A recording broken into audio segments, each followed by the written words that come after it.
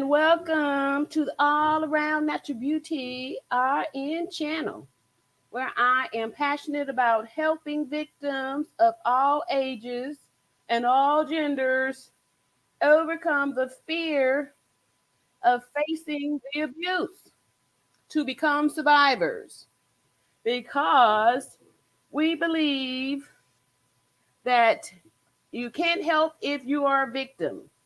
It's not your decision if you have been victimized. However, if you are still here, that means that you have the power to become a survivor. I've got the power.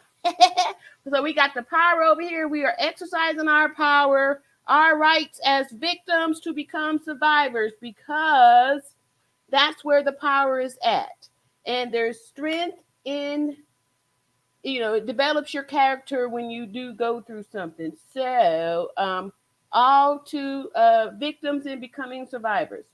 Over here, we have been using the umbrella of Justice for Shanquella Robinson as our platform to unite victims of all ages and all genders to come together and to lift our voices because since forever, we as victims have been bullied into staying quiet and keeping the secret of these these bullies, these abusers. So over here, we don't do moments of silence.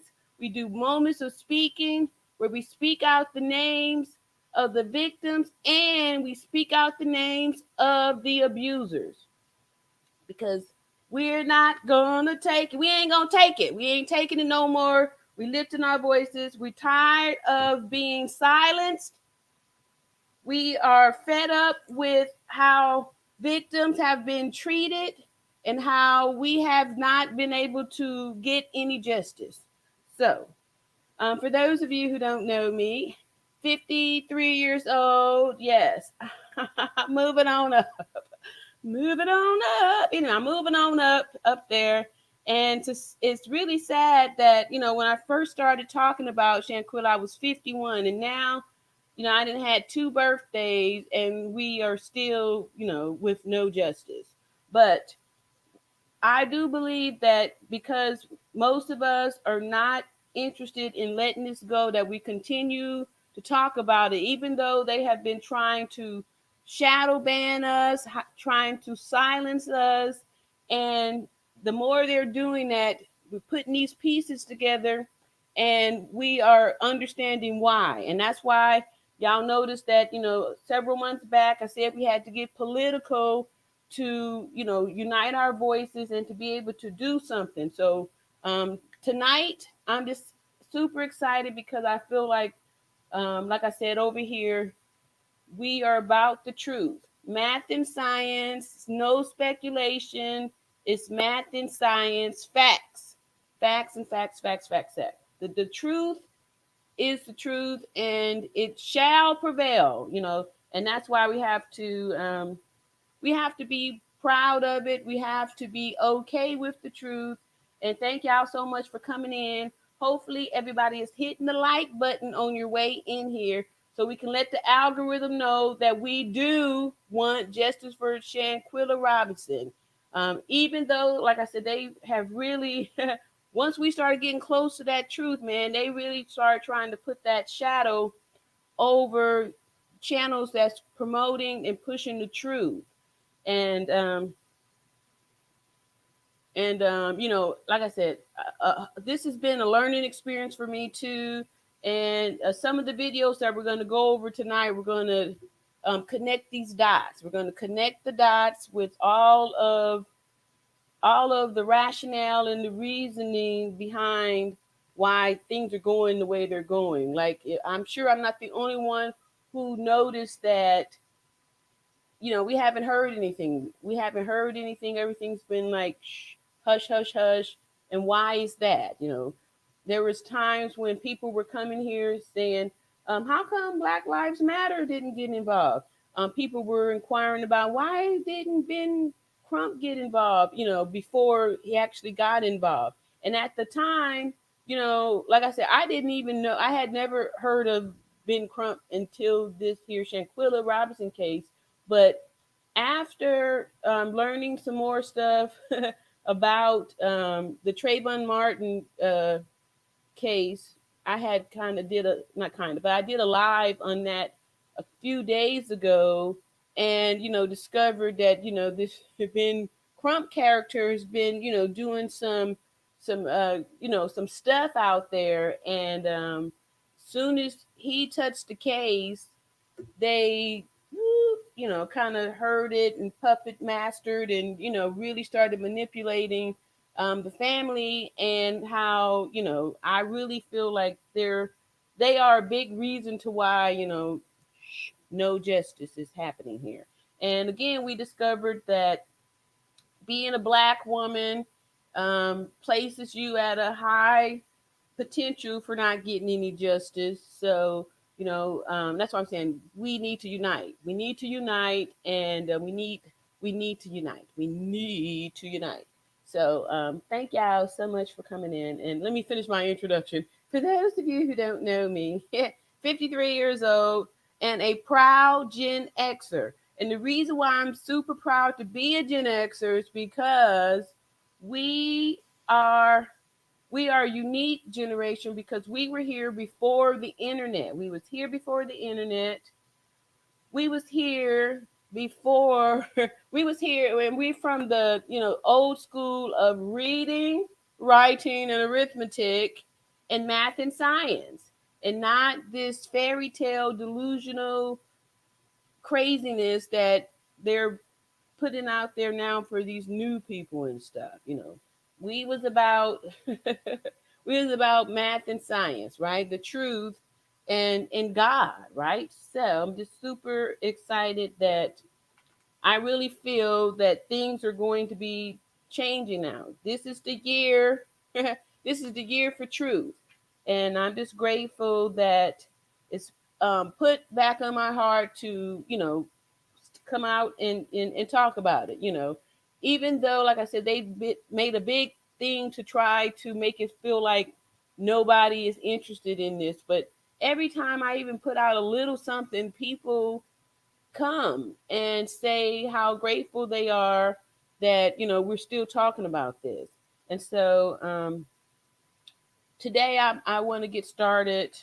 We're going to be reviewing some old videos, and I got a real good one from Culture Spill. This is my first time to see this video, and however, it's old, and so we're going to dissect. Like I said, we're going to dissect, and also too, I'm the proud mother of 3 adult children. So we Gen Xers, we from the schoolhouse rocket, the chip off the block. Put your favorite schoolhouse rock. Anyway, we from that, where we was like really off into loving ourselves and being strong individuals and stuff, and not so weak and sensitive like these new people are, where everybody is worried about feelings and stuff like that. We was about come from the sticks and stones may break my bones, but words will never hurt me. And we really went by that. We had to go outside and play. We didn't spend our time in cyber world. We was part of the real world.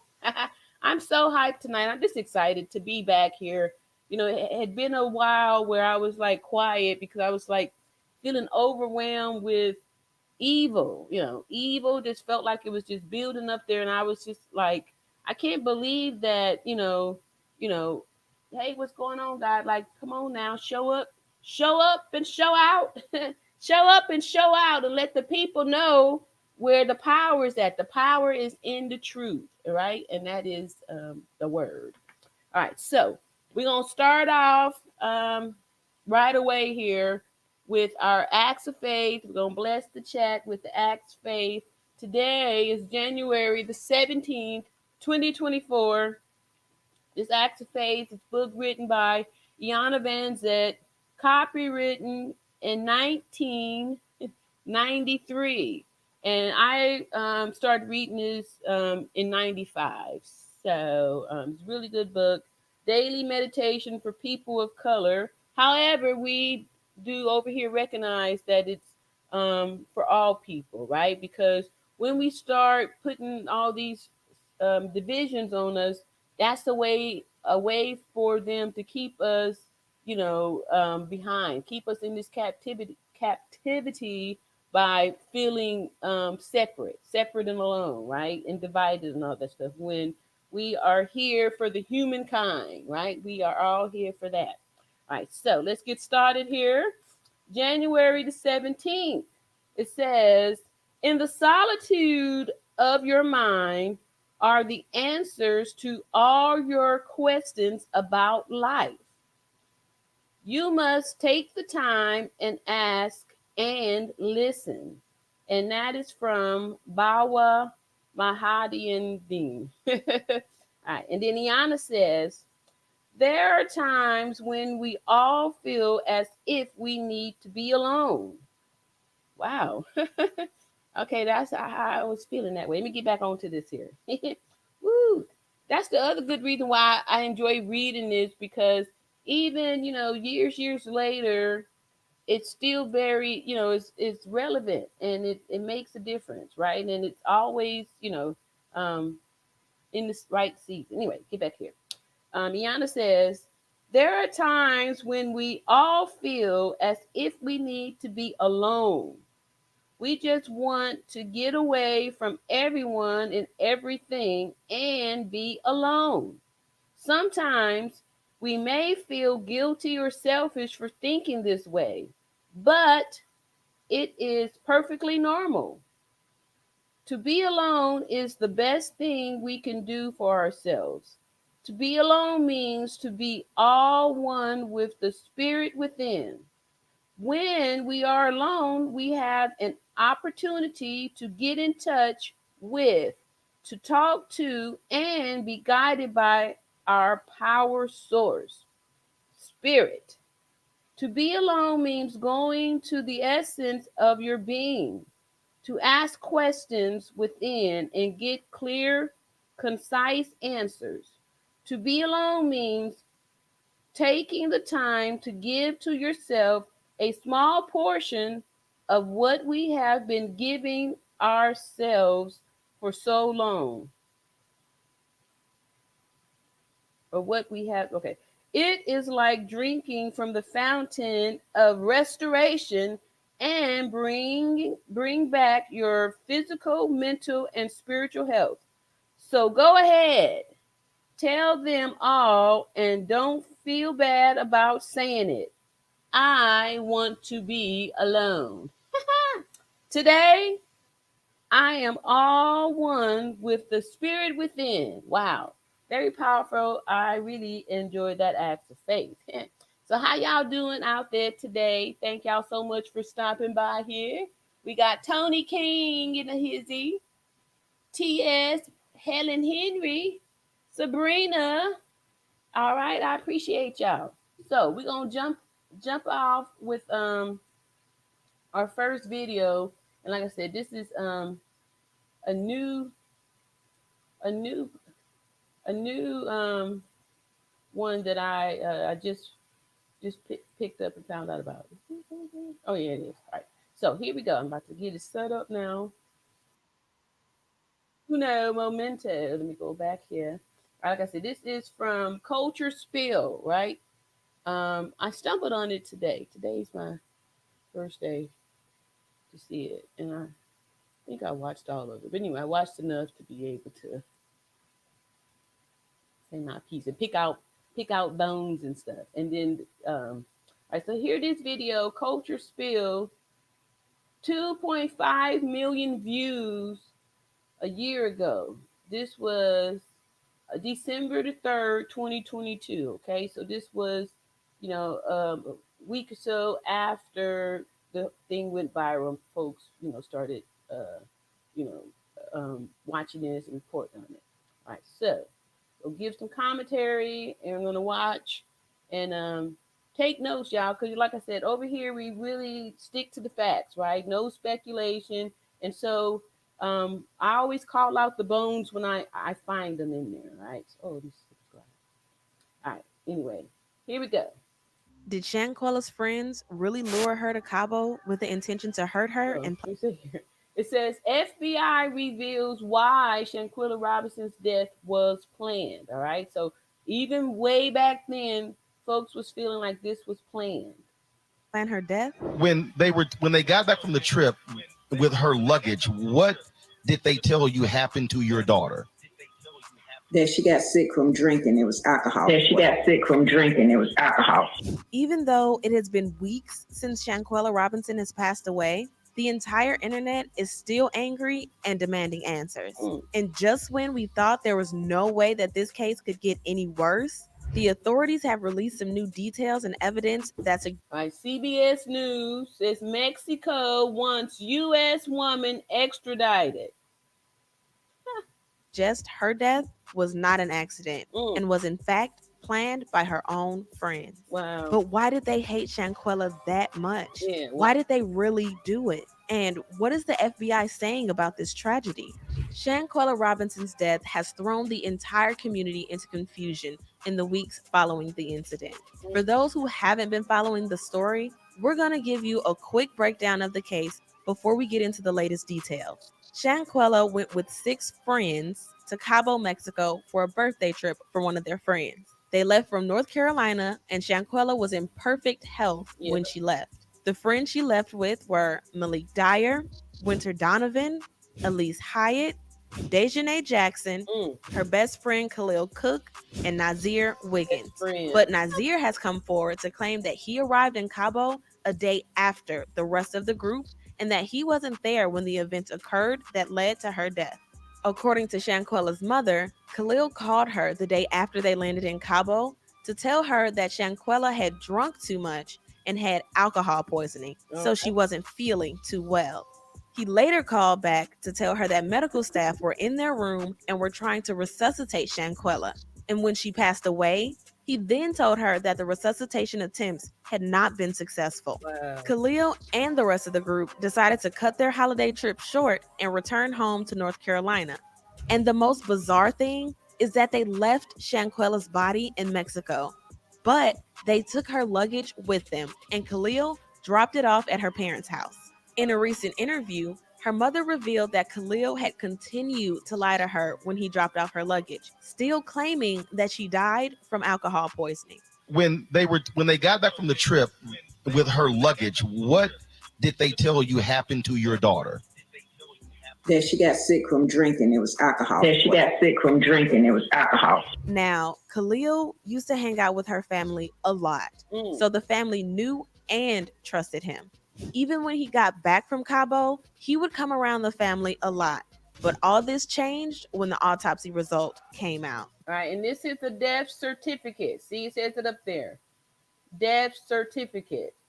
And so though two different things, right? So this was during the time when I wasn't even aware that the death certificate and autopsy were two different things. I thought they were interchangeable, but it's important to recognize that these are two different things. And a little later, I'll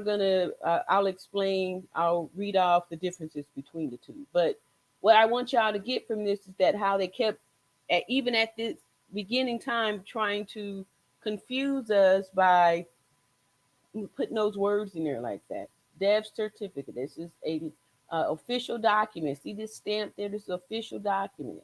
It's a record, just like a birth certificate or passport, right? When the last time you heard from him? I haven't heard from him since the autopsy came back. Wow. And that's been about 2 weeks ago or 3 weeks ago when the autopsy first came back. And I haven't heard from him since. Before we get to the autopsy and how it exposed Khalil and the rest of the friend group, we need to talk about a police report that claimed that her friends had told medical staff that she had drunk lots of alcohol and that she was found dehydrated. Police report from the day she died says guests at Right, he said police report. Right here, other clues.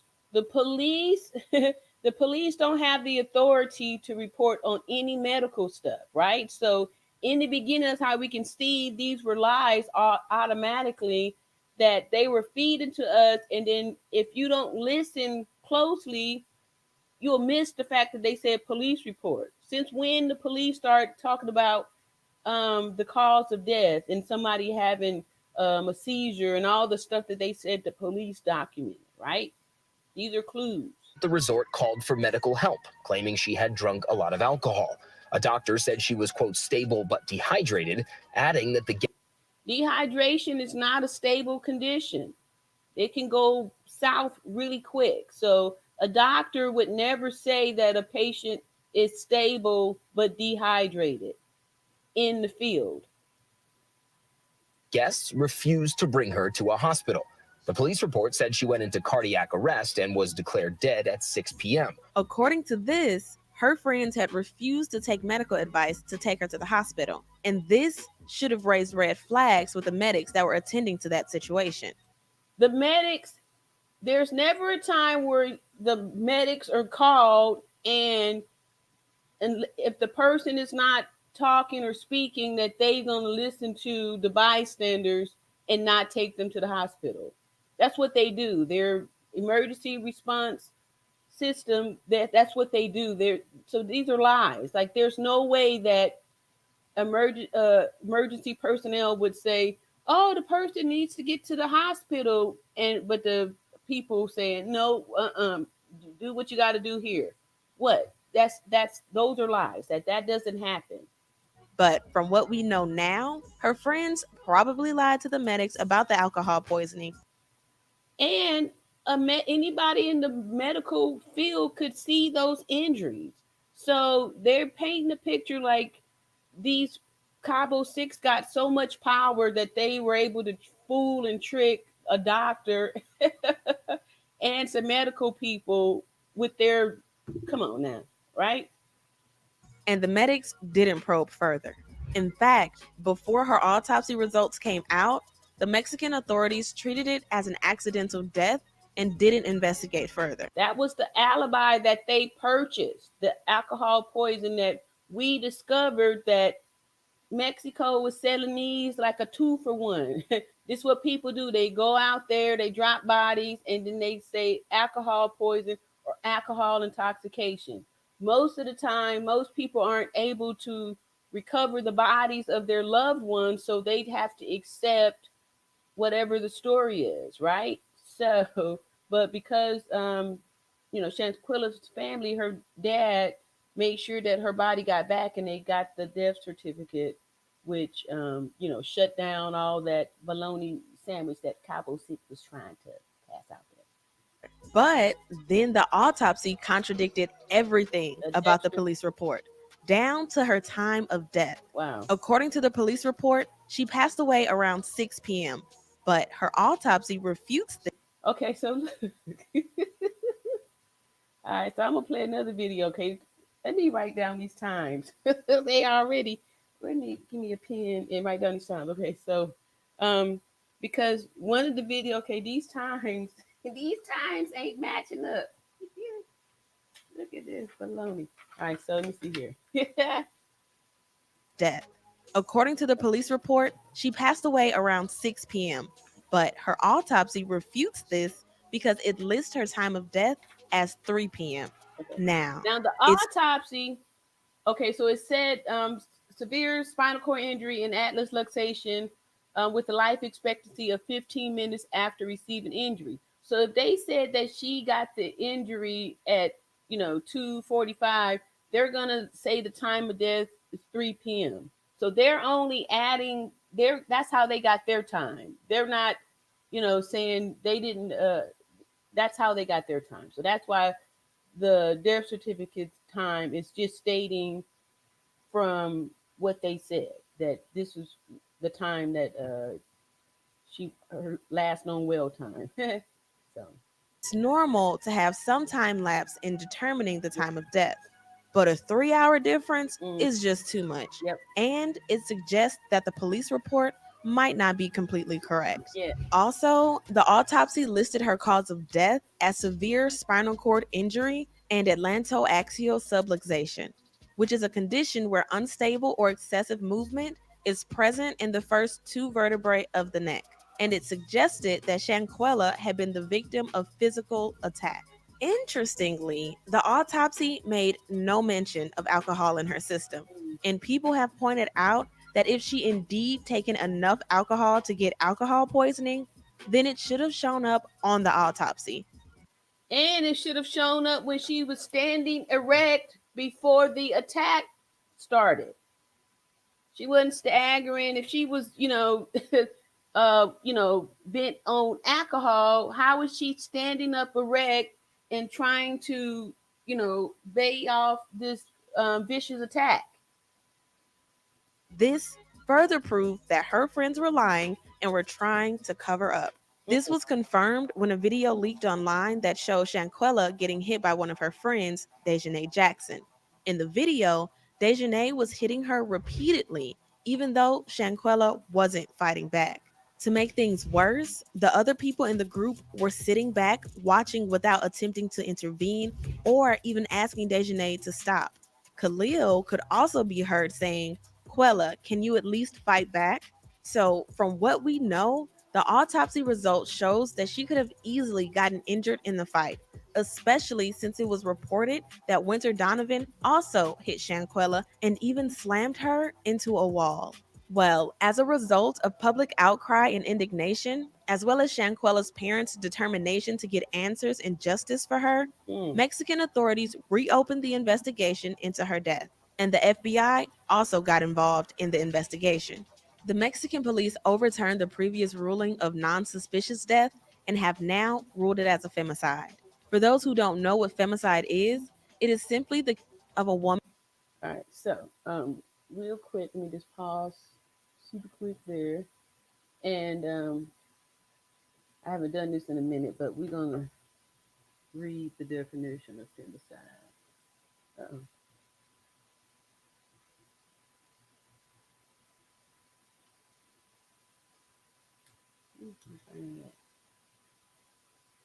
Okay, here we go.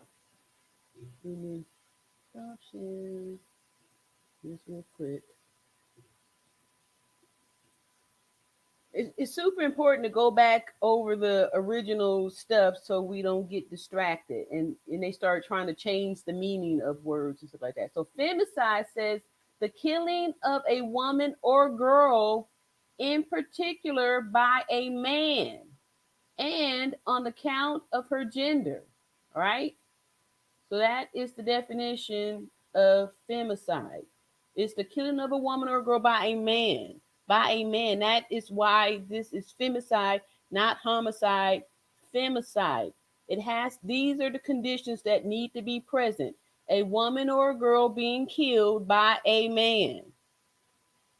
Right? So here, let's finish our video. All right, let's finish our video.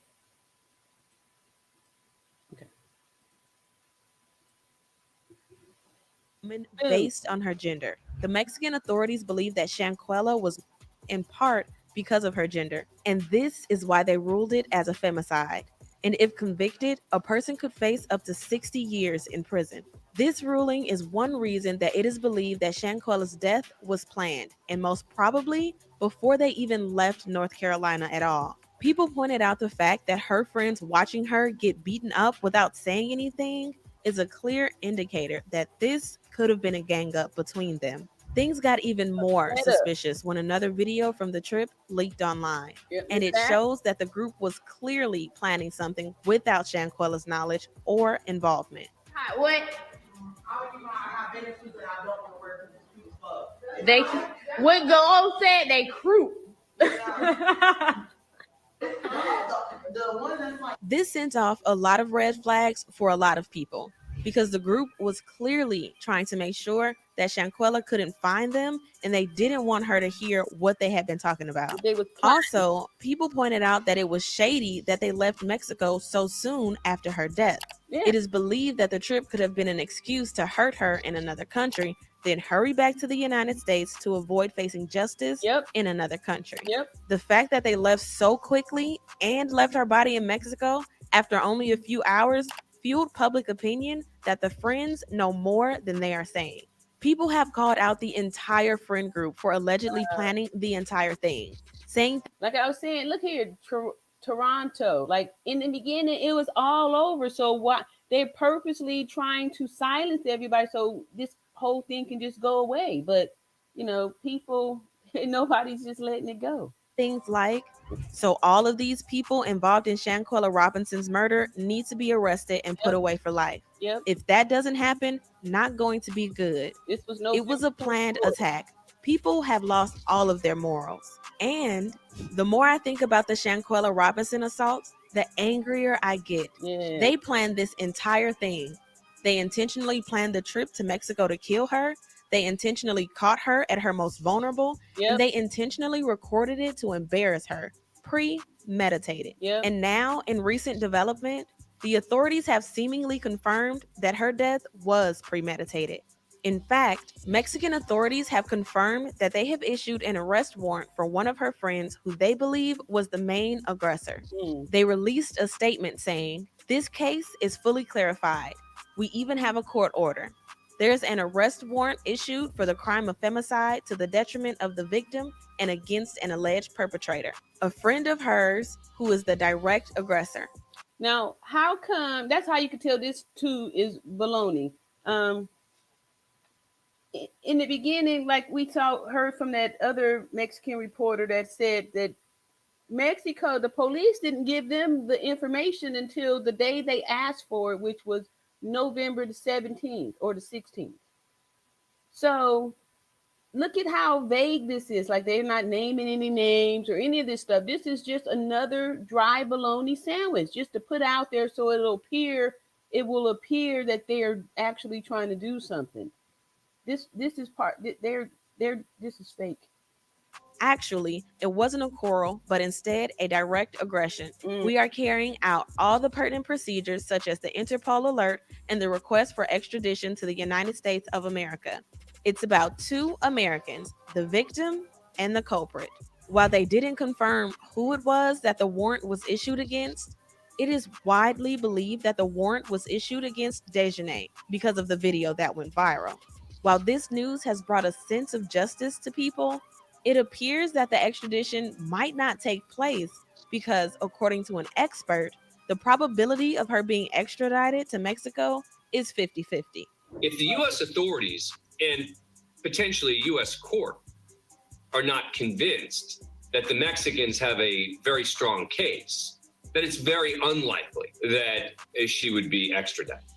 So unless the Mexican authorities have built a very strong case, there is a chance that the extradition will not take place. But this doesn't mean that the group is in the clear, because the FBI investigation could still result in them facing charges. Wow. The FBI released a statement saying, "The FBI's Charlotte field office has opened an investigation in the death of Charlotte resident Shanquella Robinson in Cabo San Lucas, Mexico, on or about October 29th." So they opened an investigation. So how do 5 months later they have autopsy results, right? When when they opened the case, it was November the 17th, and the funeral service was on the 18th. So when did they do this autopsy? Right? They take us for fools, y'all. This is 2022. They're Due to the ongoing investigation, we have no further comment. This is an ongoing case, and we'll keep you updated with new developments. So that's it on that. I just wanted to share that because, again, this came out kind of in the beginning, and how it had so many views, that why did all the views and stuff, disappear? When this first came out, everybody was, coming to support. Everybody was, watching. Then all of a sudden, the more they started to Mexico getting involved, the FBI, and they just made that one statement, we've opened the case, and then we don't hear nothing from them for 5 months.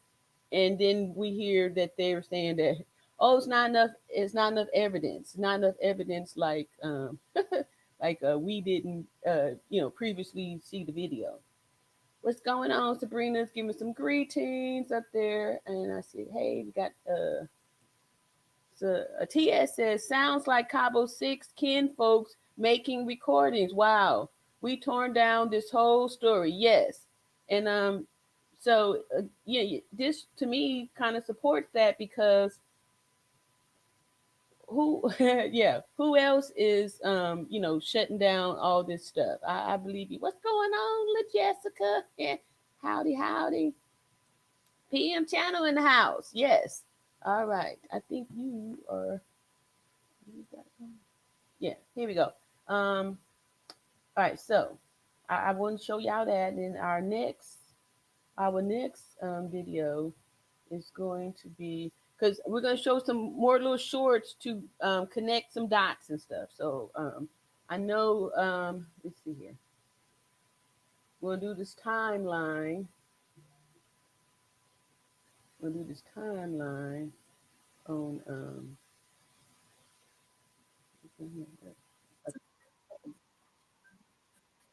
okay, 1 second. We're gonna do this timeline here. Is this the timeline? Hold on 1 second. This one.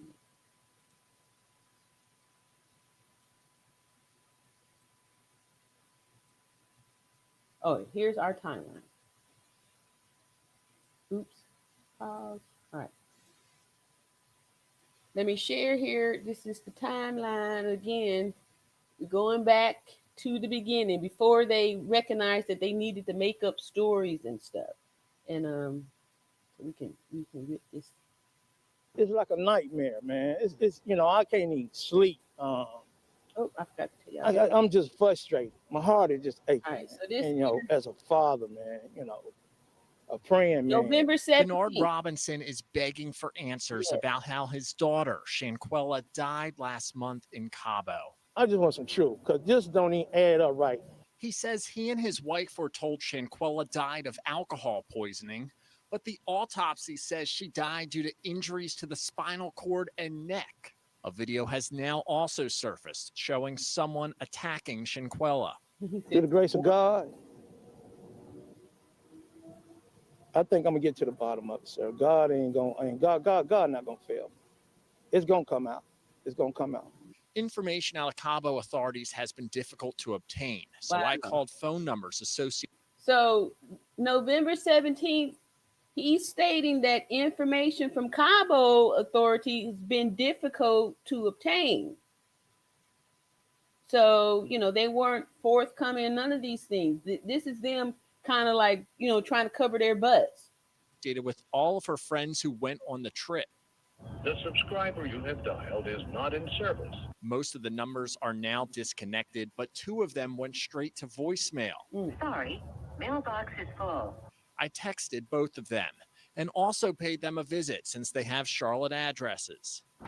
No one answered at the first store, and the same with the second. And while no one was home when I rang the doorbell this afternoon, a neighbor did tell me this morning they spotted CMPD outside this person's home. I sent an email to CMPD asking why they were there. CMPD says they are not involved in the investigation since the case happened in Mexico. I also sent an email to the records division asking for a police report, and I was told it will take 24 hours for it to be available. Oh. As Channel 9 continues to seek answers, so does Shanquella's dad. I'm not giving up. I am not giving up. I'm very confident that I'm gonna have a peace of mind. All right, that's it for that there. TS says video showed us that Shanquella Robinson had no friends in Villa. Yes, Shanquella Robinson was attacked, brutally assaulted, and demise of Cabo 6. We waiting on Cabo 6 to go to prison. Yes, we is. Yes, we are. All right, so I feel you on that. All right, so then they told us, that there was an arrest, right?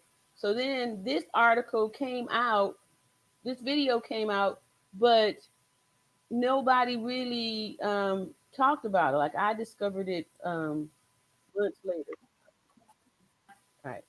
So this is and then too the other day when we went over to see some of those old channels, and see how Geraldo, he had planted himself and he was talking to multiple content creators and stuff. But then once the mask got pulled off of him, we see that we haven't heard anything else. Nothing's been heard. He hasn't been heard from since. All right. So this here is news coverage on how to verify these facts. So they about to show how that whole story, his whole everything is fake. Family continues to search for answers in the death of their daughter. Some are claiming a suspect has been arrested in the case. The 25-year-old Charlotte woman mysteriously died while on vacation with a group of friends in Mexico. They've issued an arrest warrant for one of the people on the trip, but some articles are saying that person has been arrested. Wake Up Charlotte's Megan Bragg verifying these claims. Yeah, and this is the article that has been circulating on social media. It claims that there has been an arrest in the Shanquella Robinson case, but we wanted to walk you through the article because there are some red flags here. When someone reports and shares claims that are not verified, this is how misinformation spreads. First, the headline suggests DeHaan Jackson was arrested in the United States. As of now, Mexican authorities have not publicly even named a suspect. They have issued arrest. So we saw that one. That means that the one guy, the attorney general, is in on this fakeness too, because he was sitting up there with Geraldo. See how they've been trying to. Wow, this is pretty deep. Warrants, but haven't said who the warrants are for. Then the article goes on to say Jackson was arrested by Interpol agents. So what is Interpol? According to the U.S. Justice Department, Interpol is an international police organization which provides investigative support and secure communication between law enforcement authorities. However, the Justice Department says Interpol does not have its own law enforcement agents. The article also states the arrest was made on. And this here is Geraldo's article from his Metropoli, coverage, right? On November 28th. However, it does not give a time. It doesn't reveal exactly where Jackson was supposedly arrested or where she was booked. In the United States, when someone is arrested, they are usually booked into a detention facility, and that information is generally public and available for reporters to refer to in their stories. We also spoke with Shanquella Robinson's father. He tells us he has not been made aware of an arrest yet. The FBI also tells us this is an active and ongoing investigation. So we want to remind you to double check what you see online and on social media. Of course, if and when an arrest is made and we can confirm it, we will send you an alert through our WCNC mobile app. With your Verify, I'm Megan Bragg. As Shanquella Robinson's family continues. All right, so I want to go back and see how all right, so we saw that one video had millions of views. This one here, they don't have that. Look how few. Look how few. Where's my share? I'm trying to find it. All right. Anyway, so look, this only has 135,000 views. So the truth is always hidden. Notice how this is like been suppressed, right? But then when these lies or these bones come out, hundreds of thousands of views and stuff. But this kind of got, by the wayside here. And this came out December 1st. So this was very quick, shortly after the fake story and stuff. So anyway, I just wanted to show that how they do the thing. Yeah. Very clever here. All right, so we got that there. And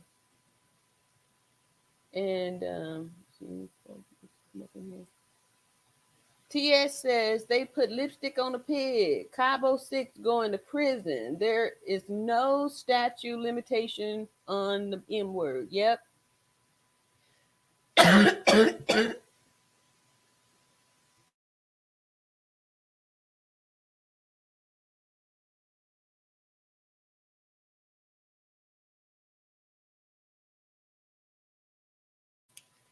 Okay. Anyway, this cough is back up in here. All right. So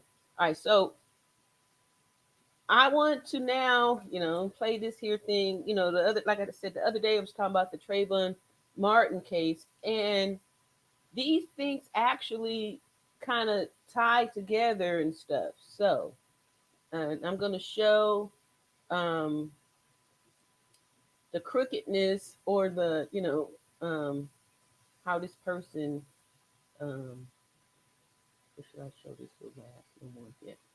Now I want to show this here. All right.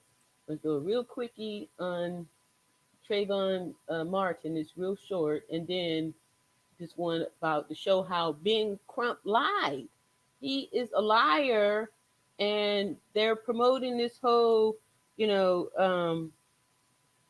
racial stuff, which is just getting people all worked up emotionally, and they're able to pass these lies off up in there. And that's exactly what's going on here. What's going on here? Wait a minute, I know what I need to do first. I want to do, before I go there, I want to, let me show this real quick. These are some quick shorts, and I'll see if y'all can figure out the. Oh, all right, hold up here. Here we go. To see the similarities on this whole thing here. All right, so. Okay, and I got niggas that will beat you up like a nigga. Nigga, what the fuck is you talking about? Okay. All right, so can anybody tell me what is this here? Anybody know what this is? Or what does it look like, right? Look at this big old wide face, and Krishan Rock is calling this a nigga. You got niggas that can beat you up like a nigga. You want camera time? Get it. You said what? You want camera time? Get it. Camera time, bitch. All right, then shut up. Then shut up. Then argue with a nigga. Argue with somebody that got balls, bitch. What are you talking about? As soon as you get hit from one of the niggas that came with me, nigga, I'm jumping in it. What? We jump up. Why is always the transgenders trying to fight me? I'm not. She said, why is always the transgenders trying to fight me? A nigga. I'm not a nigga. Look at him. Look at him. Blueface have nothing to do with this. What the fuck? Get off my dick. Fucking don't got one. Like, for real. What are we doing? Again, you're a nigga. You're a bitch. That's a real nigga. No, that's a man. I'm a whole bitch. You upset? When a bitch say that, they be mad, crass. And see, they're walking around with this delusion and actually, upset with real women and want to fight them like it's a fair fight. Now, she is known for fighting. She's got a little reputation for, doing some, fisticuff with other women, right? But she knows enough not to fight this person. When they be mad if they give a fuck. Cameras, girl, you can come pull up. Okay, and I got niggas that will beat you up like a nigga. Nigga, fuck you talking about? All right, so we got that one there. I got another little quick one. This here too is with a another person that's somewhat popular, Tasha K. Wait, all right. This is Tasha K.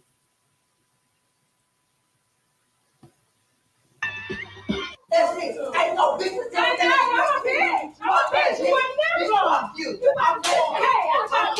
So it says Tasha K attacks the trans community and a trans woman responds, right? So this is the trans woman up here in a full-on rage.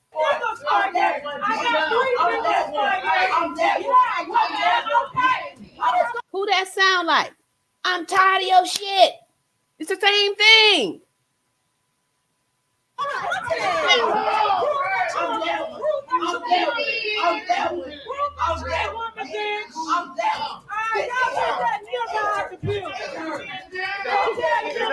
I'm that one.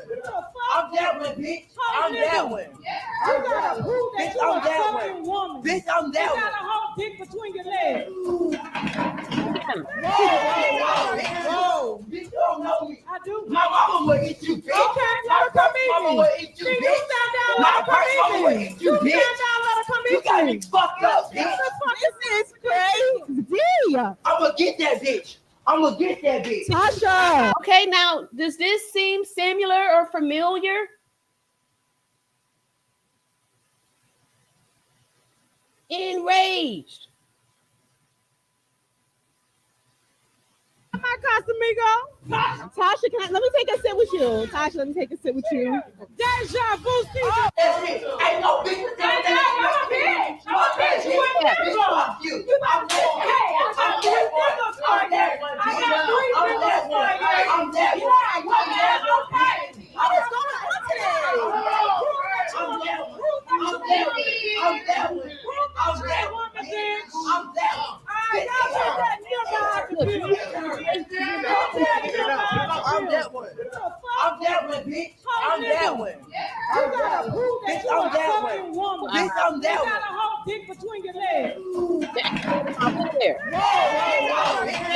For her security and stuff, this thing would have just ran up there and raged, you know. Hey, is that JP6? Let me see here. What's up, JP6? All right. Yes. TS says the Most High God never fails. Yes. And we know there's long suffering here, but you know, that's what I'm saying. We need to continue to have faith and to, you know, keep calling all together. God will see the family through. Yes, we need that. We need it. Okay, so I just wanted to put those out there so you can see, you know, that they all have this little cookie cutter energy, right? Okay, so that's that. Now we got to put this out here so we can see, you know, Black Lives Matter and what they are about, and it's gonna let us know why they didn't stand up or show up for Shanquella, right? Said that this narrative, which we were all lied to about, inflated an organization that purported to be about Black Lives Mattering. I went into the finances. Yeah, what did you find? What I found was that millions and millions of dollars are going to trans organizations. She said millions and millions of dollars are going to trans organizations, right? What kind of organizations? Quite literally trans organizations. Like, we focus on providing trans houses. One was, we are focused on building the first ever fully transgender district in San Francisco. We are focused on, they're all buying houses and building districts. I'll say that. It's a lot of real estate. We are focused on providing a oasis for transgendered people in Ohio, right? House of Gigi, House of Tulip, a transgender district. We are focused on sex workers, all sex workers. How does any of this go to furthering Black lives, right? We found that $30+ million went to the stock market. I thought this was about tearing down the institutions of white supremacy. So there's a lot of talk about these Black Lives Matter organization just really exploiting, excuse me, the Black community and not doing anything for the Black community. Just using this as a jump off and, like I said, exploiting. So somebody else got a really good one out here. Officer Tatum, I'm gonna play that one real quick, and then I'm gonna start to dissect a little bit more on what's the name, Benjamin Crump. Show like he's had a hand in all this stuff, and then after they got with Shanquella's family, look at how they just put it out there, and everybody kind of accepted the fact that, oh, nothing's going to be done. Nothing's going to be done, right? And why are they quiet on that also as well? You know, this is significant. This is something here. Where is the thing? Here we go. All right. This is another quick little short. This Officer Tatum, retired police I officer. just want to say you shouldn't have an ounce of respect for anybody claiming Black Lives Matter at this point when they don't give a flying flip about black police officers. They don't care about black conservatives. They care nothing about black people in the hood. They don't even raise money for people in the hood. They don't care about black men who are out here doing the right thing, that need a hand up, that need help out. How many businesses have they gave these millions of dollars to? How many black businesses have they sustained during the shutdown? None. How much money went to George Floyd's family that they raised after his death? None. How many went to any of these people? They have done nothing but sit around and bash people as a racist, domestic, terrorist organization. That's how I look at them. If you don't want people to not like you, get your stuff together and start supporting people in this country, or shut your freaking mouth. Okay, so you got that happening there. All right, so now here's some interesting information here. I said, going now back to Trayvon Martin, because that's when the Black Lives Matter thing kind of got started, right? So let's go here. And we're going to show Benjamin Crump telling some fibby fibs and lies. All right, did we do the timeline? I think I did this timeline. I did on Shanquella's Shanquella's timeline. Okay, so you go back here. This is all right. So not sure if this is going to be out of order, but I want to point out the bones when we get started, and we're going to see how the agenda and how these people are plants, right? They're plants to, I feel like they were sent into the case to like put the fire out and to get the family and us to accept no justice and to just like, walk away and leave. The FBI said, they're not going to get any, file any charges here. And, now just get, sidetracked here and, forget all this stuff. Investigation into what really happened the night 17-year-old Trayvon Martin was shot by neighborhood watchman George Zimmerman. It's the case that sparked widespread outrage across the country, igniting racial tension and massive protests. ABC's Matt Gutman has been closely following this story, and now he brings us the latest from Sanford, Florida. Tonight, the very first video ever seen of Trayvon Martin, February 26, the night he was fatally shot in Sanford, Florida. Here he's in the 7-Eleven where he would buy candy, Skittles, and iced tea, wearing the... We found later that those are the ingredients for lean. And then there's on the documentary,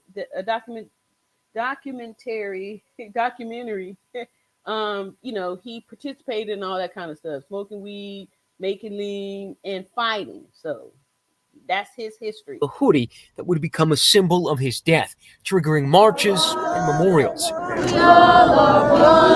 A death that tonight is becoming increasingly complex. Just hours ago, a document dumped by the prosecution seeking a second-degree murder charge against George Zimmerman. Hundreds of pages of documents, pictures, audio, and video. In them, a different portrait of the 28-year-old neighborhood watchman who shot Martin that fateful night. Justice! Now! Justice! Now! The shooting set off a national firestorm. It appeared Zimmerman attacked Martin, taking the law into his own hands and killing an innocent black teenager motivated by racial... That's how I had heard it and accepted it. They made it seem like, this young kid was just walking through the neighborhood. He saw a black kid and shot him. And that's the narrative that they was painting. And then... malice. Meanwhile, Zimmerman, who was half Hispanic, claimed he was in a life and death struggle with Martin that night, and that the single shot was in self-defense. We now know Zimmerman was arrested at gunpoint, and here, clear pictures of George Zimmerman taken at the police station just moments after the shooting. The back of his head cut and bleeding. In a squad car here, his battered nose already swelling, bloody.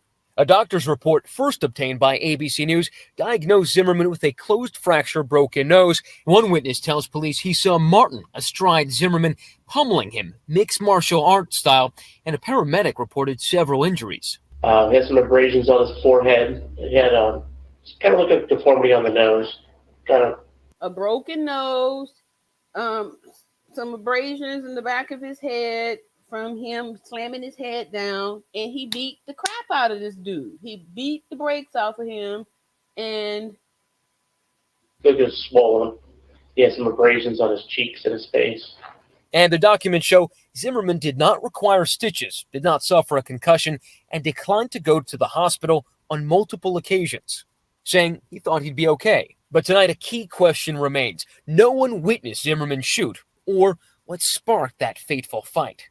The witness accounts, the police accounts from these documents pretty clearly demonstrate that there was an altercation, that George Zimmerman was injured. The night of the shooting, Zimmerman spotted Martin in his neighborhood and called the police. This guy looks like he's up to no good, or he's on drugs or something. But then he follows him and leaves his vehicle.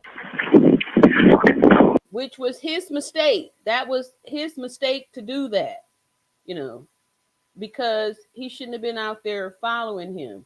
But Trayvon doubled back and came up behind him and said, "You got a problem?" And he said, "No." Said, "Well, you got one now." And he started to commence to beat the hell out of him. And okay, so keep on listening here. I just want y'all to hear how once Ben Crump gets on the case, and he's not even on the case, like they're not even on Shanquella's case. They are the attorneys for the family. That these are money grabs for these people. Money grabs. Are you following him? Yeah. Okay, we don't need you to do that. You can hear the breaths he takes following him. About 90 seconds later, these 911 calls. There was just someone screaming outside. A guy yelling help. Oh my God. Hurry up, they're right outside my house. The residents reporting these chilling howls, raising another key issue. Who was calling for help that night? Police determined these howls to be those of Zimmerman, who apparently shouted up to 14 times in a 38-second span, according to an investigator. And another point of particular contention, the investigator says, "I asked Mr. Martin if the voice calling for help was that of his son. Mr. Martin quietly responded no." All right, so Mr. Martin is Trayvon's dad. The police already identified that was George Zimmerman screaming for help. Help, help, help. George Zimmerman in other interviews admitted that was he screamed for help once Trayvon punched him, broke his nose, and got him on the ground and started beating the hell out of him. He was yelling for help, right? The police asked the dad, "Is that your son screaming for help?" He said no. Now listen to this. But Martin family lawyer Ben Crump, who spoke Martin's family lawyer, look at this guy, to us tonight, says that's not the case. When he listened to that tape, undistorted, in the mayor's office, in the city manager's office, he broke down and cried like a baby hearing his son beg out for help before he was shot and killed. The Shanford police. Why did he lie like that? So everybody, all the black people could get all emotional. And I know I was emotional. How dare him just, claim to stand your ground when that didn't even happen? But black people was rioting and going crazy because he painted this picture that it was racially motivated. And now they tried to change the fact who was down there. Like I said, they are trying to make evil look good and good look evil. This is crazy. Let me run this back again. Listen to what he said after we just heard that was Zimmerman screaming for help because Trayvon was on top of him, beating the hell out of him. He broke his nose. He banged up his face. He was yelling for help. Then listen to what this guy said, okay? So Trayvon's dad was like, "Nah, that ain't my son." Was that of his son? Mr. Martin quietly responded no. But Martin family lawyer Ben Crump, who spoke to us tonight, says that's not the case. When he listened to that tape, undistorted, in the mayor's office, in the city manager's office. He broke down and cried like a baby hearing his son beg out for help before he was shot and killed. The Sanford Police Department was criticized after the shooting, not testing Zimmerman for drugs or alcohol, apparently not knowing that he was on Adderall, failing to ask questions if they knew Martin, who was living just down the block, and initially sending narcotics investigators to a homicide. So which side does this trove of information benefit? There's a lot in these documents that seems to help George Zimmerman's defense team. But let's remember, Trayvon Martin was still shot and killed by George Zimmerman. And so even if Zimmerman was on his back, even if he was losing a fight, he still has a lot of explaining to do, and is going to have to prove that Trayvon Martin was the initial aggressor. As for Martin, we learned tonight he was slightly better built than previously thought and had THC, or marijuana, in his system the night he was shot. Experts tell. Okay, I just wanted y'all to see Ben's Crump, his, well, it's only about a minute or so. Most likely from using the drug a few days prior. Like, why did he lie like that? Because they were pushing that Black Lives Matter agenda. Did you see the energy of all of the Black people after that? Enraged. They used it for pushing political agendas and stuff too. President Obama was, spring onto that too. Because it was time for the re-election. They were using us. They're playing us for fools. We also learned that the bullet that killed Trayvon Martin was a single shot fired from less than 18 inches away. So this was not a contact shot. This was not a shot from a large distance. This would argue that it was a firing during a struggle. And it's very consistent with Mr. Zimmerman's story. I suspect this is going to be difficult for the prosecution to show that this was a deliberate firing, because it was not at long range. Today's documents show that the lead investigator called the shooting, quote, avoidable, had Zimmerman remained in his vehicle and awaited the arrival of law enforcement. And finally, one last tragic note from the documents: the shooting that shattered two families and ripped open a gaping wound in the racial fabric of the country, according to a witness, may have just been seconds from being prevented. When I saw the police arrive, and they were literally like 5 seconds too late. For Nightline, I'm Matt Gutman. Okay, so I just want y'all to see that there, all right? And then for him to fast forward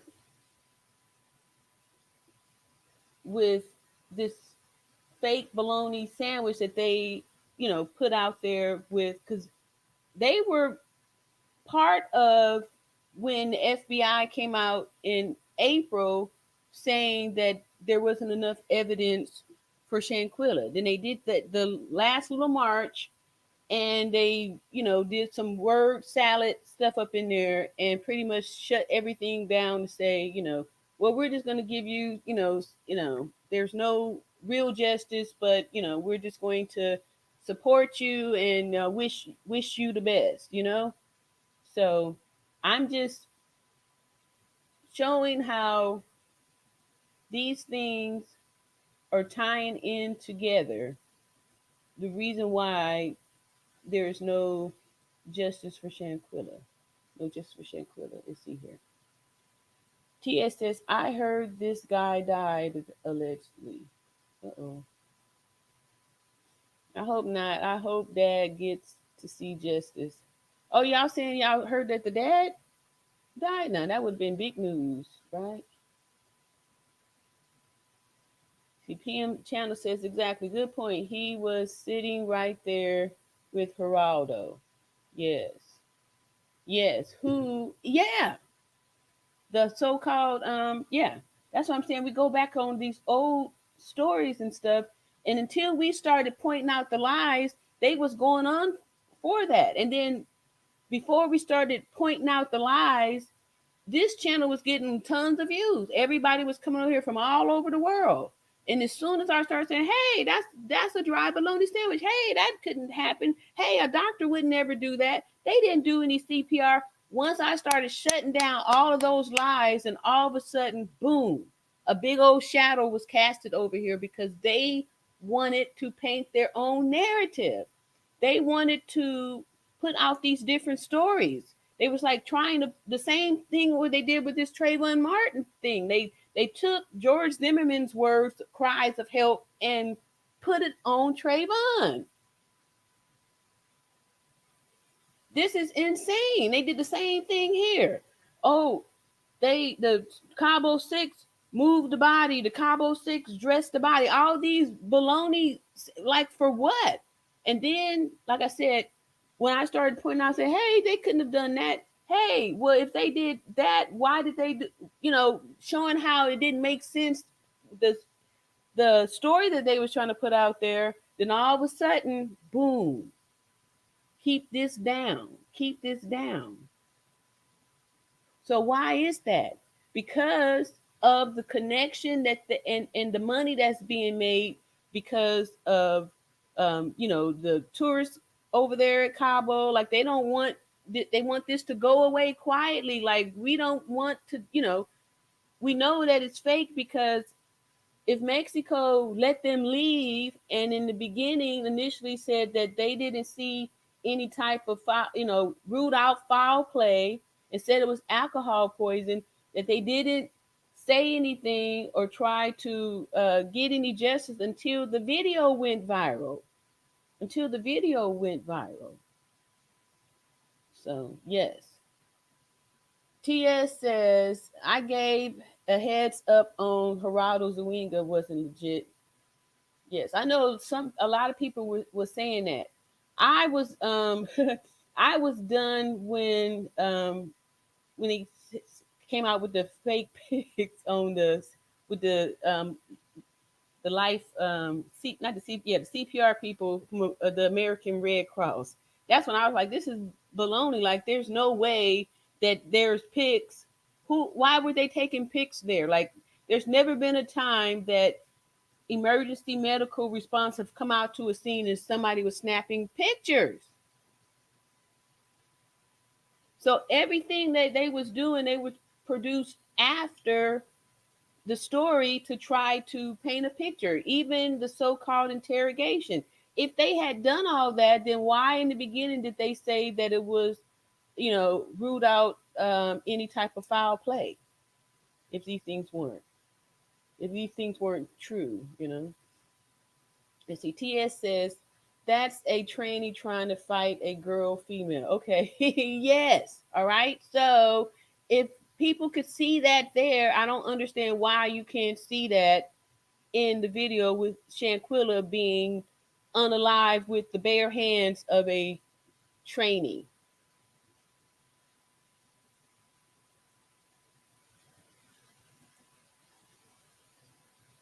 And the reason why I believe is because that's a protective class of people, and there's lots of money going into that. And that's why another reason why there's no justice there for Shanquella. PM Channel said, yes, you did. You were on point with him. Oh, I missed something there. Hey, Sabrina. Sabrina says the timeline has always been askew. That's one of the problems in this case. Yes. And that's why, okay, so here we go. We're gonna go over that document that they tried to throw out there. All right, so we're gonna do this one here. All right, we're gonna hear from this attorney. We're gonna hear from this attorney, Shanquella here. All right, so this here is another old one, and this only has 21,000 views. So all of the stuff that's giving out facts and stuff like that, very limited views. This is probably going to kick some real good stuff here. And this came out December 14th. The extradition process, or how would it work between the U.S. But all of the propaganda and all of the phony baloney stuff has hundreds of thousands and sometimes millions of views. U.S. and Mexico. Do the two countries cooperate on cases like this? Yes, they do, Jim. Good morning to you. So I think there's two ways this can play out. We know that Mexican authorities now are looking, and with regard to the arrest warrant for the extradition, that is to have the party or parties brought back to Mexico to be held accountable.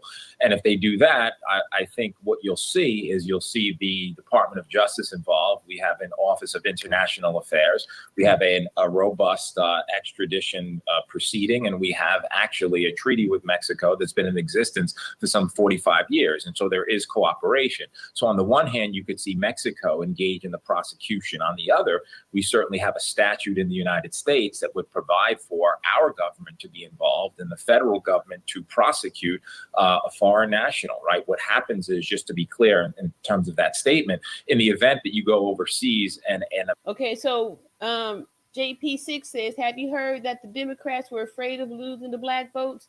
Yes. And then too, like I said before, the Democrats are responsible for the reason why Shanquella's not getting any justice is because they have opened up the borders, that they into this little Mexican cartel and whatever, negative stuff that Mexico is contributing to society. They're all for it. They're all for it. That's why they didn't do anything for it. That's why we saw them standing up, speaking out for George Floyd, right? They was talking and speaking out for that, but said nothing about Shanquella. American citizen is ultimately killed by another American citizen, there's a statute that could provide for. Because they promote all of those agendas and stuff. And yes, so now these Democrats, the black ones, are starting to recognize that, hey, this is why. I mean, look what they've done to Chicago and New York. Like, folks is recognizing that they've been played. For the prosecution to take place in this country. So we'll see which way it plays out ultimately. Given the timeline here, a number of weeks since this took place, I mean, the role of folks on the internet kind of keeping this story alive, et cetera. I mean, did Mexican authorities drop the ball in the initial stages of this? And could that affect the future of the investigation? So it certainly could, because with any investigation and with any crime scene, you want to preserve it, right? FBI investigating circumstances of Shanquella Robinson's death. See, they threw that in there too. They just looking at the circumstances. At the end of the day, you have to know and understand that the evidence that you have is gathered appropriately, that the crime scene would not otherwise be contaminated, that the autopsy was done properly. And so, yes, there could be some challenges there. Having said that, with the FBI involved now, I'm sure that they'll undertake an investigation, which is quite significant. They will be working with Mexican authorities. They will be all over the area where it occurred to try to get answers. So no investigation. But they didn't. They did not do any of that. They didn't do any of that. Why? Why? Why? Why? Because they in on it. They are in on it. They're in on it. So I think I've done all the videos that I put out here for today. Did I? I did that one. Yeah. Yes.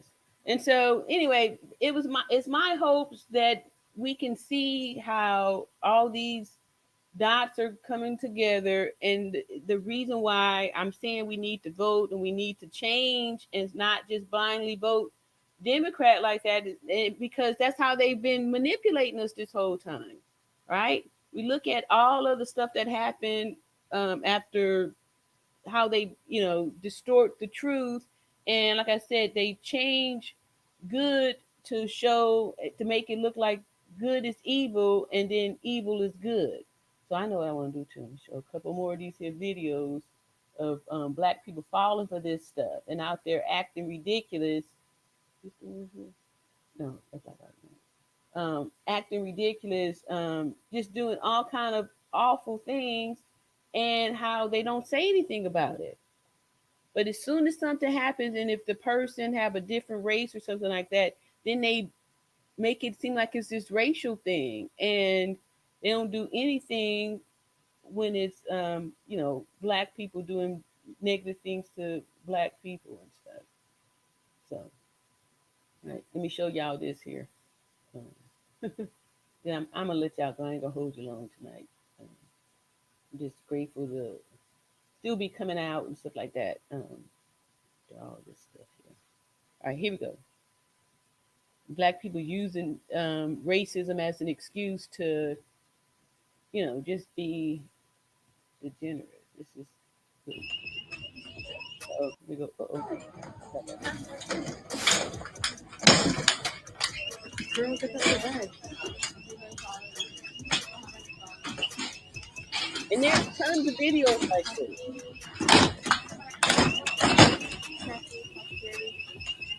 This is crazy, right? And then they make the excuse to say that, well, it's because these are reparations, excuse me, reparations, right?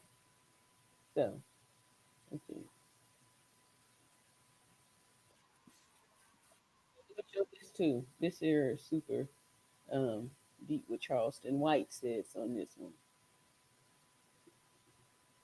Understand, like we put up all this smoke for fake stuff, but like when's the last time anybody heard anything about the one black dude that was killed by the 5 black police officers? When was the last time we heard anything about Carly Russell, who played the whole world like that, and nobody, we're just giving her a get out of jail free card. We're giving her a slap on the wrist, or we just letting that go. Do y'all know that the one guy with the Montgomery brawl, at first they were showing, look at all this racial stuff. Do you all know that they pressing charges on the black guy that got beat up? Yeah. They ain't say nothing about that stuff. They just painted this picture, and now he is being sued. Yeah. But, we haven't heard nothing else since that. They just, made it seem like, it was, which it was racially provoked and all that stuff. But they not supporting the black guy who worked, for the Harriet. Now, where's the mayor at? They're now, he's the target. Listen to what Charleston is saying. That 18-year-old white boy shot them 10 black people. Let that have been 10 King Vons. They'll be turned up Buffalo. Let that have been 10 George Floyds. They'll be turned up Buffalo. But them was 10 innocent older people. Older people that an 18-year-old white boy drove 4 hours away to intentionally go kill black people with the word "nigger" wrote on his gun. Ain't no rapper mad about nothing. Ain't nobody saying what's his mama's address. Ain't nobody trying to find out where his cousin them live. Nobody, homie. Let that be. No, man. So that's what get me about these niggas. They so gang and so gangster. So we got 18-year-old niggas that's killing. Look what they 18-year-old people killing for. They race. Our 18-year-old niggas just killing our own for nothing. That 18-year-old white boy. All right. So can y'all see that? Do y'all see that there? Let's see here. TS says Travalata was a victim. No material if he did anything prior to his demise. Is that Trayvon? Maybe something. Yeah, I mean, there's a whole documentary on what really went down, and it's the reason why George Zimmerman got off. So those scars showed up 3 days after Trayvon's death. There was one witness, a white woman. No, I got a little quick video. I'll show you real quick. Yeah, we was fooled on that one. They yeah, that's not how that went down. That's not how that went down. All right. All right. Oops. All right, real quick here.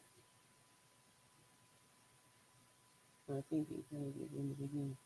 All right, real quick here. All right, yeah. Sorry to break it to you, but no, they that's not how it went down. Yeah, that's what they told to us, and you just saw how what's his name, Benjamin Crump, straight up lied to paint a narrative that Trayvon was screaming for his life and got shot. Yeah, because that looks better on the narrative that can't be a black man in the hoodie in the wrong part of town, when that wasn't even the case. But to say that ignited all of this rage from black people feeling like, well, we're not going to take this anymore, when that's not even. Yeah. All right, let me see here. All right, so here we go. This a week ago, and then lost by only a hair to Republican Ron DeSantis in the general election. So they're showing how all this stuff is political. They jumped on the Trayvon Martin thing to try to win this election, to try to paint the picture that white people are racist and that we need to put in a black person to ensure that this stuff is not. And then if we look nowadays with all these black mayors, with all this corruption and stuff, they robbing the community and stuff. Black people, these ones single-handedly are the ones doing this stuff. They are doing the stuff to black people. They're stealing from us. They're raising money and not doing anything for the community. They're being very selfish, and then they are doing smoke and mirror stuff by pointing at the white people and claiming racism. And black people are just falling for it. What caught my attention were comments Andrew Gillum continued to make during the campaign about the shooting of Trayvon Martin. We know, certainly in my state, in the case of Trayvon Martin, in the same state where Trayvon Martin was killed, for wearing a hoodie, quite frankly. See there? They saying he was killed for wearing a hoodie. All right, so here we go. I'm gonna move it up here, and we're gonna. All right. They put a fake witness. They lied on the whole thing. This Benjamin Crump. I'm gonna drop the link for this here, so you can watch at your own leisure. But yeah, they did a number on us. They've been lying and manipulating us this whole time. I had heard about this back in 2012. Was a big supporter of Gillum. He's got my vote. And the truth is, you know what? I'm black. I've been black all my life. So far as I know, I will die black. How did Gillum's racially charged political narrative work so well? I'm not calling Mr. DeSantis a racist. I'm simply saying the racists believe he's a racist. I started to think maybe it was true that Gillum's improbable run was. All right, I got a shorter one. No, these injuries was the same night of the shooting. He had a broken nose and a battered up face the same night of the shooting. They didn't show up no 3 days later. This man had bloody face the same night of the shooting. Let me see here. That was a long one there. I put it in the chat. You can watch that at your own leisure. But okay, here go a quickie one. All right. This might. What is this? All right, no, here. This is a little quick one here.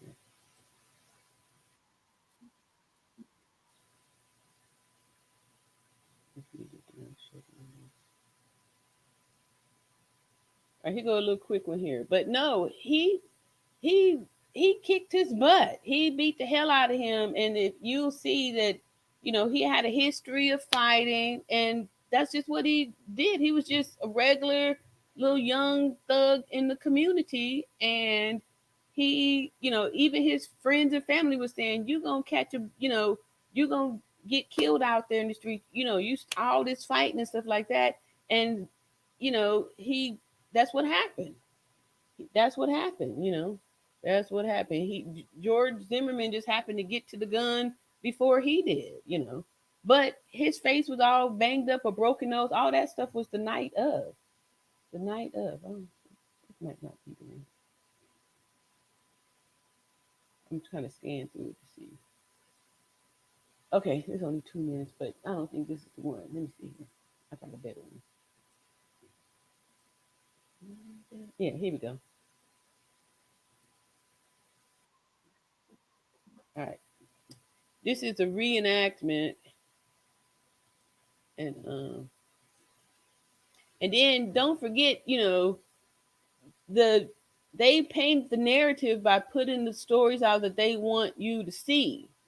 Nowadays, with the internet and with people having their own cameras and stuff and videos, we can put out this stuff. But this was 2012 where they were really doing more, painting this. This is March 27, 2012. So this is like a month after. Was walking home from 7-Eleven after buying Skittles and iced tea. Self-appointed neighborhood watch captain George Zimmerman spotted Martin and called a non-emergency police phone line. This guy looks like he's up to no good or he's on drugs or something. It's raining and he's just walking around looking about. Okay, and this guy, is he white, black, or Hispanic? He looks black. Are you following him? Yeah. Okay, we don't need you to do that. Okay. After the call ended, the dispatcher sent a patrol car. According to a version of events newly leaked by police, Zimmerman said he had stopped looking for Martin when Martin accosted him from behind. Martin then floored him with a single punch and began slamming his head into the sidewalk. That's how The anonymous police source who leaked the account to the Orlando Sentinel said witnesses have corroborated this version of events. The dispatched patrol officer arrived to find Martin dead on the ground. Y'all hear that? Zimmerman reportedly was bleeding from the nose. Wait a minute, I messed up. But according to Martin's unnamed girlfriend, it was Zimmerman who instigated the confrontation. In an account given to Martin's family's lawyer and reported by ABC News, the girlfriend said, Anyway, it was a white man who looked outside of his door and saw Trayvon on top of Zimmerman punching him up, and he yelled at him to stop, and he didn't. This ain't really the one I wanted to show you. I wanted to show one with not these cartoons. Did I do right here? Okay. Not cartoons, but I mean like the real George's face all banged up the night of, where he had to get treatment from the ambulance. He had a broken nose and those lacerations in the back of his head from Trayvon banging his head against the concrete, and then the bruises on the face was from him to give. He gave him multiple knuckle sandwiches. He kicked his butt. He hooked him up. He put hands on him. And we hear George screaming in the background. I think this might be one here. This little quickie. I guess I'm gonna have to try to skip to it then on this long. All right, let me see. All right, we skip. Hold up there. All right, here we go. Get back here. Where that? Stop. Put it back. All right. Okay, I didn't queued it up to where we hear his side of the story. Recognize in the neighborhood, and that it was better to be safe. All right, so this is years later, George telling his version of the story. He was part of the neighborhood watch because they've been getting robbed up in his community. All right, okay, it's only fair to go here. I arrived in Orlando and headed to Sanford. On a cold Florida morning, George met me at a public park on the quiet Lake Monroe. He hadn't done any interviews since the trial in 2013. George seems smaller than you might expect, 5'7", and yes, he looks Hispanic, whatever that means. He is soft-spoken and unfailingly polite. Yeah, so this here documentary, That was a fake witness. This person that they put on the phone, that not George Crump, Benjamin Crump, they had a fake witness up there, and this man breaks it down. He finds the real diamond. They tried to frame him. They tried to put this whole racial narrative up there, and that was So this here document, like I said, it's out there. I put it off in there, but those were lies that they told us. And now, with social media and being able to go back and do research, we finding this stuff out. But they lied to us. Yes, sir, and no, sir. George, good to meet you. Good to meet you, Joel. Thanks for coming here to talk to me. It's my pleasure. Can you tell me where you were politically in the years growing up? Politically, I was a Democrat. I was an Obama supporter. I had been caught up in the promises of hope and change. Our time for change has come. I would say Barack Obama's candidacy did inspire me to become more active. Can you tell me about your mentoring experience? I was mentoring 2 African-American teenagers in a suburb of Orlando. Unfortunately, they had a father that was imprisoned for life, so they didn't really have a father in the home. What kind of things were they getting into trouble-wise that you were able to help intervene with? Unfortunately, as bad as... Now, he's being a mentor to 2 Black kids in the community. He was somebody that was doing positive stuff in his neighborhood. Pulling weapons on their parent or slashing tires. Trying to make a change. But did they tell us any of that stuff back in 2012 when this happened? No. They painted him as a racist that just shot and killed Trayvon because he was walking around in his neighborhood with a hoodie on. Skipping school, really a variety of things that a lot of teenagers from that socioeconomic background struggle with. I take them to restaurants that they hadn't been to, kind of expand their cultural horizons. We spend a lot of time at churches playing basketball, just spending time with them one-on-one, letting them know that they're important. And then whenever I could afford it, I'd splurge and take them somewhere nice. It was inspiring to see a positive change in kids that had a troubled background. I got a lot more from the kids than I think they got from me. What was happening at the retreat at Twin Lakes in the months prior to your joining up with the Community Watch program? We were being riddled by crime. Robberies. We actually had home invasions. I heard someone ring my doorbell repeatedly, and I saw 2 young African-American guys. They broke into my house. I heard some bangs downstairs, and he was shaking the doorknob trying to get in. And I was sitting there with a pair of rusty scissors and my son in one arm. Neighborhood Watch was not something that I had thought of becoming a part of or wanted to be a part of. My wife had urged me to do something. I had seen in the neighborhood that there were Neighborhood Watch signs up, and I told her that I would go to the next homeowners association meeting. I was willing to do anything to give her a sense of comfort. The police advised us when they came and they spoke to us as a Neighborhood Watch group that we should call a non-emergency number if we thought there was a crime being committed or we saw someone that we didn't recognize in the neighborhood, and that it was better to be safe than sorry. He's going to explain it. Karen says, why did Zimmerman not obey the police and stop following Trayvon? Right? Good question, right? He's going to explain it. Several other neighbors had called and reported suspicious persons, property being stolen, and I myself had called a few times. The police were having a hard time actually solving the crimes and catching the people that were committing them.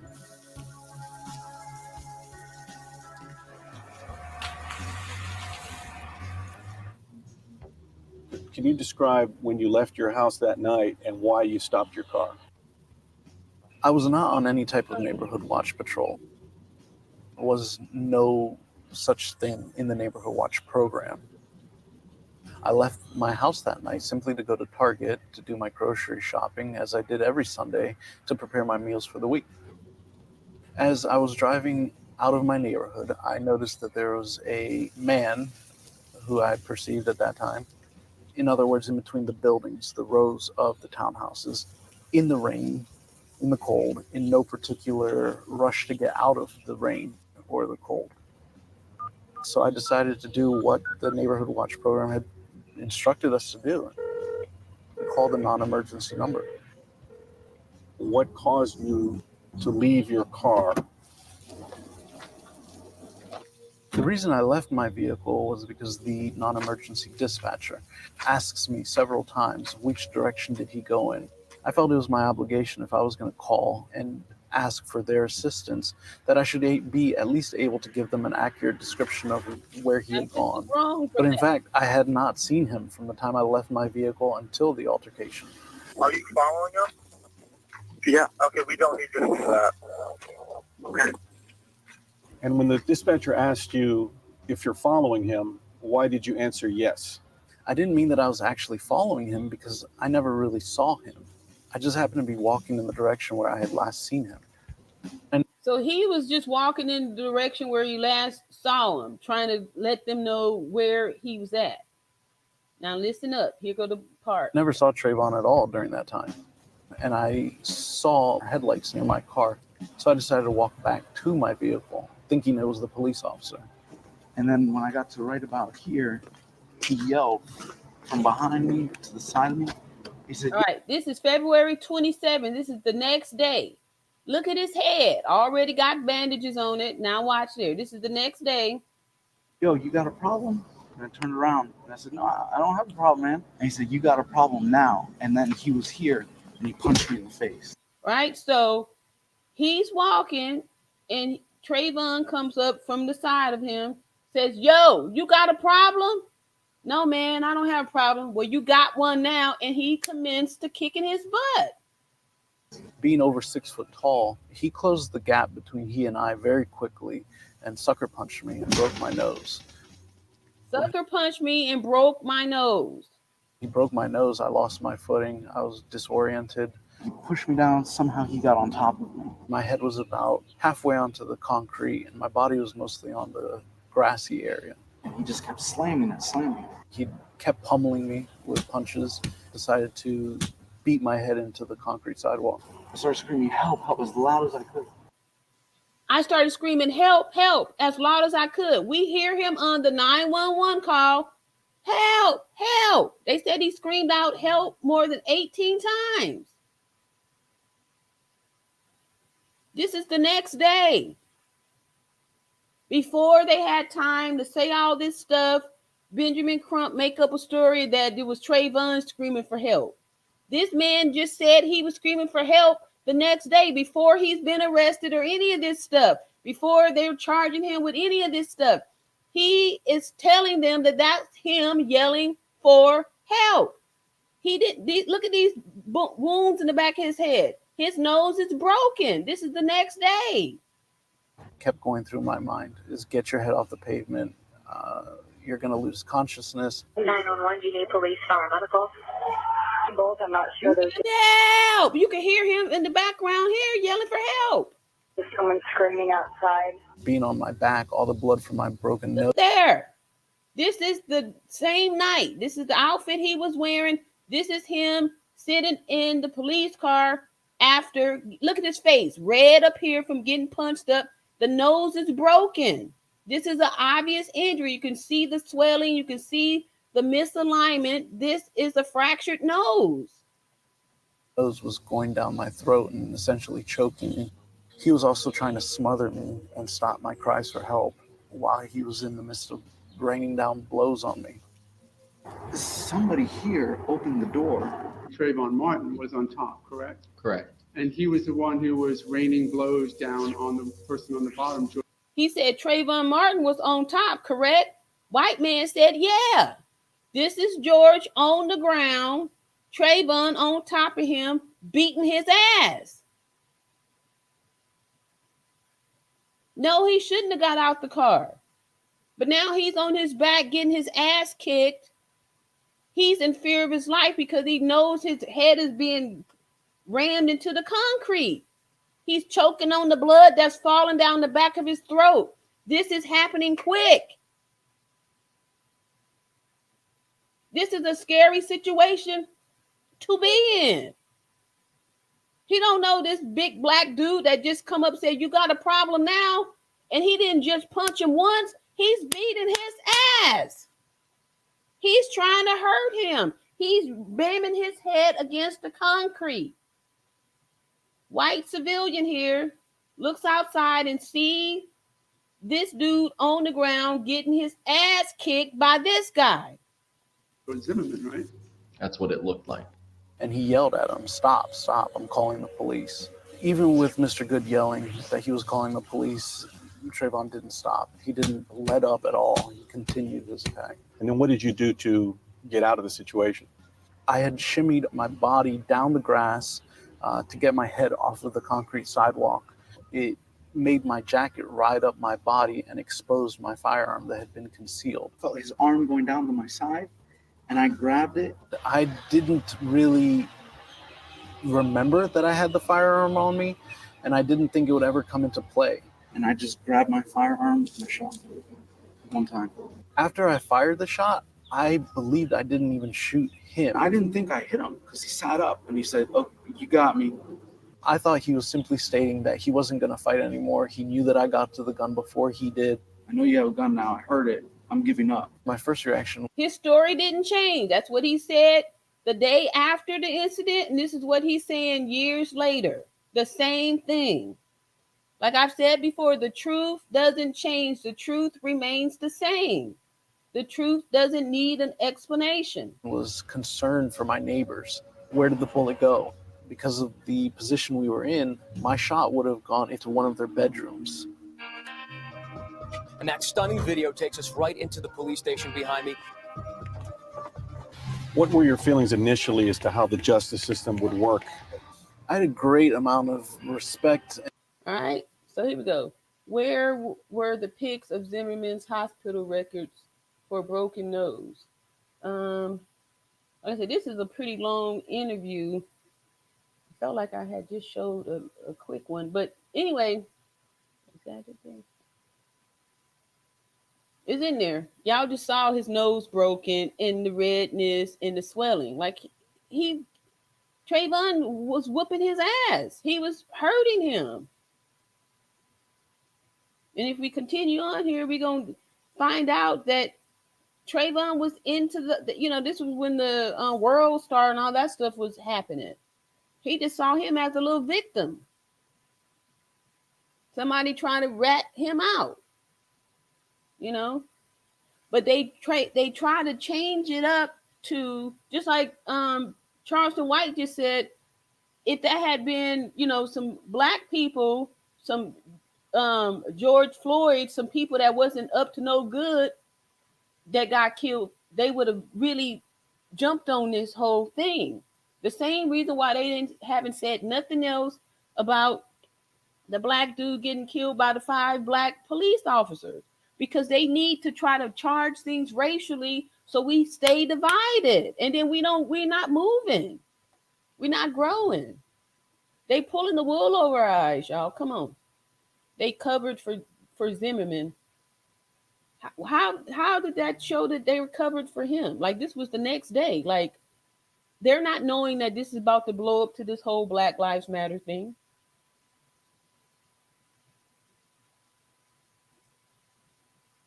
Just Me Nene said, "Justice for Shanquella Robinson." Yes, ma'am.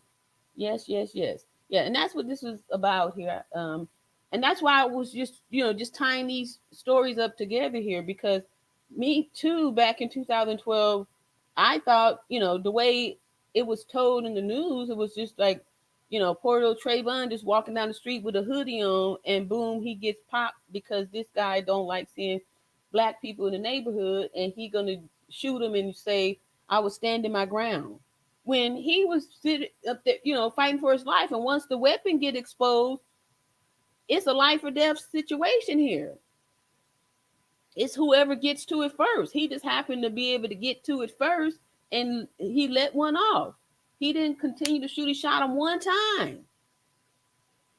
Once. So, Yep. All right. Another cover up to be uncovered. I felt like they did this whole thing because they made a lot of money off of the Black Lives Matter. They got a lot of people upset it created a lot of riots. It did a bunch of damage, a bunch of damage. But anyway, I kind of did a little something on that a couple of days ago. So if you want to catch that, and then like I said, I did drop the link to that documentary in there. It's long, but it's very informative and very eye opening. And then we see that this Benjamin Crump dude is a liar, straight up lied, straight up lied, straight up lied. Straight up lied. Yep. So I feel y'all on that. Let's see. Just Me Nini said, thank you for sharing your knowledge, which is power. Yes. And I was saying at the beginning, I've got the power. So I'm just grateful that, we can at least be open-minded enough to critically think on these things. Like, they didn't know that this was going to blow up to this thing. So why would they be covering for George? I mean, for George. Zimmerman. His name George too? Anyway, why would they know to cover up for Zimmerman?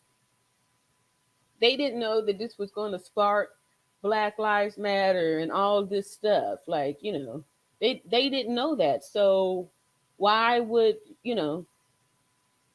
once he after he told his story and all that stuff, he was released. They didn't arrest him until later, after the Black Lives Matter thing riled up 1 million people to say we want justice, and then they went and used. He was just he was just going to be the scapegoat. He was going to be the scapegoat. They scapegoated him. Just Me Nini said they trying it, but we will see. Montgomery folks working together. Yeah. That's what I'm saying. So, but did that get any type of recognition, any type of news coverage? Did they say anything? Did everybody rally together to try to support the black man that's now going down for this whole thing when he was just going to work and he got, provoked? And the captain is the one sent him over there to move the boat, So, but they didn't say nothing. They didn't say, hey, we need your help to, rally around, the black guy. They tried to make it, they playing us. They playing us, y'all. Thanks. I'm out. You're welcome. All right, Jessica said, I went to watch the rest of that documentary you showed us on the TM Trayvon Martin case. It's kind of strange to me that he only dipped deep in Trayvon's past, but didn't dip deep into Zimmerman. Seemed like he was pushing a narrative too. Okay, that's a good point.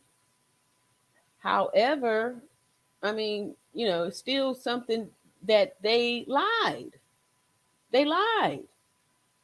They had a whole fake witness up in court saying some lies.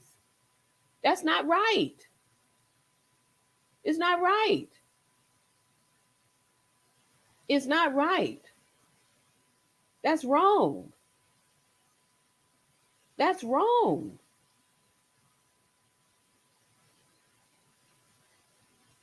Yeah. All right. So anyway, I just wanted to come and together to, like I said, we got to continue to seek justice for Shanquella Robinson, come together, and then we need to, keep our eyes open and recognize that, they've been manipulating us this whole time. So it's about waking up to take possession of your own mind and not just accept the spoon feeding that they're giving us and stuff, like, let's do that, y'all. Love y'all. Thank you so much for coming out, and see y'all in another video. Peace and love.